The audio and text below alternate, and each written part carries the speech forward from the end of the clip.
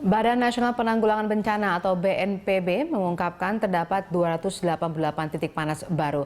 Hotspot itu terpantau 8 dari satelit MODIS dengan sensor terpa Aqua dari NASA.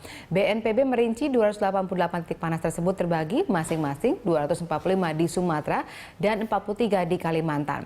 Sebagian besar titik panas tersebut diduga muncul karena faktor kesengajaan. Bagaimanakah titik panas ini bisa muncul kembali dan tersebar di berbagai wilayah di Sumatera dan Kalimantan? Untuk membahasnya di studio telah hadir Direktur Pengendalian Kebakaran Hutan dan Lahan Kementerian Lingkungan Hidup dan Kehutanan Raffles B. Panjaitan dan Direktur Tanggap Darurat Badan Nasional Penanggulangan Bencana atau BNPB Junjungan Tambunan. Selamat malam Pak Raffles, selamat malam Pak Junjungan. Selamat malam. Terima kasih sudah bergabung bersama kami malam hari ini. Baik, pemirsa Anda juga bisa berpartisipasi dalam dialog kali ini dengan menghubungi nomor telepon seperti yang tampak di layar televisi Anda. Baik, saya ke Pak Junjungan terlebih dahulu. Benarkah ada 288 titik panas baru atau sebenarnya sudah sekarang bertambah?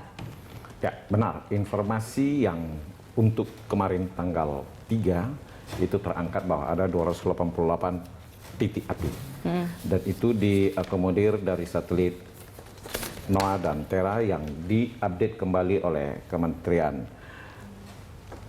Kehutanan dan Lingkungan Hidup, yaitu yang lewat SPONGI, dan itu fakta lapangan. Tapi untuk sebaran titik api dimaksud bahwa itu titik api yang memang potensi-potensi 30% sampai kepada 80% itu diakomodir satu kali. Sesungguhnya ada titik api yang memang itu yang sangat-sangat sesungguhnya itu tidak sangat merusak atau sangat tidak membahayakan, yaitu misalnya yang lagi bakar kayu yang mungkin benar-benar di kebun, atau mungkin ada membakar sesuatu di rumah, atau bakar-bakar apa di rumah.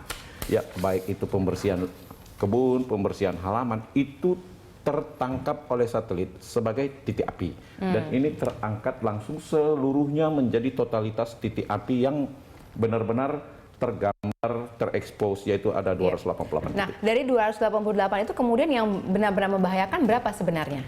Itu yang sangat membahayakan sekitar 10% sampai 20%, dan itu terkendali karena pendekatan penanganannya itu kami sudah lama siapkan. Kami bersama-sama dengan Kementerian Lingkungan Hidup dan Kehutanan dan kelembagaan lain, termasuk pemerintah daerah, termasuk unsur-unsur vertikal di lapangan, TNI, Polri, relawan, dunia usaha, itu sudah mengantisipasi untuk bila mana ada titik api satupun itu harus dikejar agar kita tidak kecolongan.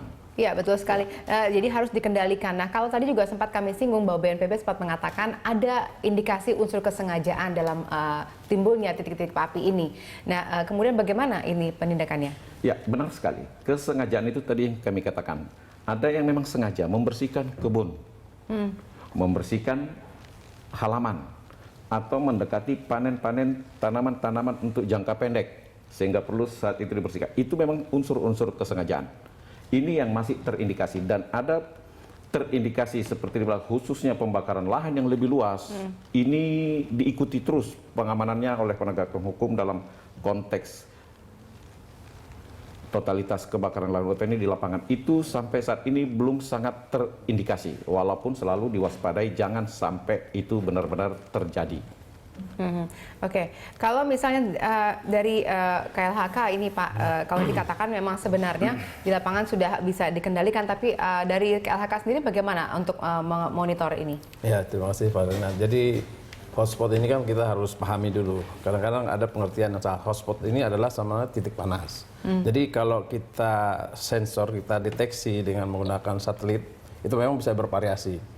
Tapi yang jelas di dalam Kementerian Lingkungan Hidup dan Kehutanan kita mendeteksi untuk hotspot yang peluangnya sangat besar menjadi kebakaran. Itu biasanya di atas 70% confidence levelnya. Nah, namun untuk antisipasi memang kadang-kadang dibuka, karena dari NASA pun bisa kita buka sampai 0 sampai 100% untuk melihat hotspot itu. Namun seperti tadi disampaikan Pak Junjungan, jadi kalau itu dibuka semua, itu yang panasnya kecil pun seperti orang bakar sate, rumah ada asap, terus flare dari tambang itu sudah terikut. Nah, ini sebenarnya yang harus kita verifikasi. Nah, Kementerian Lingkungan Hidup dan Kehutanan sudah memverifikasi selaku authority untuk mendeteksi hotspot ini. Jadi kita sudah tetapkan yang 70% ke atas, itu yang harus kita lakukan segera antisipasi di lapangan. Dan ini sudah kita sebarkan melalui website kita, Spongi, dan ini sudah berjalan lama sebenarnya koordinasi dengan kita. Nah, fakta di lapangan seperti tadi disampaikan hanya 10% yang dari kebakaran. Ya, tapi ini sebenarnya lebih bagus juga. Semakin dia banyak informasi hotspot, kita semakin lebih aware gitu, lebih prevensinya. Cuman kadang-kadang orang mengartikan, hotspot besar, kebakaran, belum tentu.